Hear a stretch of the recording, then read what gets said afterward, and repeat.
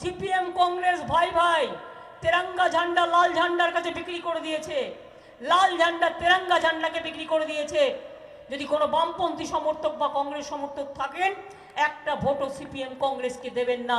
নীতি বিক্রি হয়ে গেলে আর কিছু থাকে না। আর বিজেপি দাঙ্গা করা ছাড়া কিছু করে না।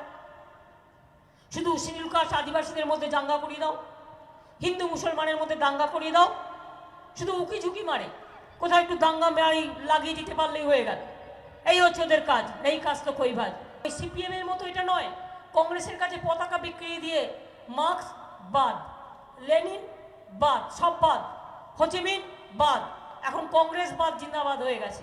কংগ্রেস আবার গান্ধী নেতাজি বাদ দিয়ে সিপিএম বাদ জিন্দাবাদ করে। আমরা তৃণমূল করি না। আর তৃণমূল কংগ্রেস তৈরি হয়েছিল এই কারণে, আমরা সেদিন কংগ্রেসকে সিপিএম এর বি টিম বলতাম, আর আজকে মুখ মুখোশ এক হয়ে গেছে।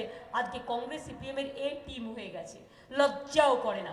এবং জেনে রাখবেন, তৃণমূল কংগ্রেস তৈরি না হলে বাংলা থেকে সিপিএম বিদায় নিত না।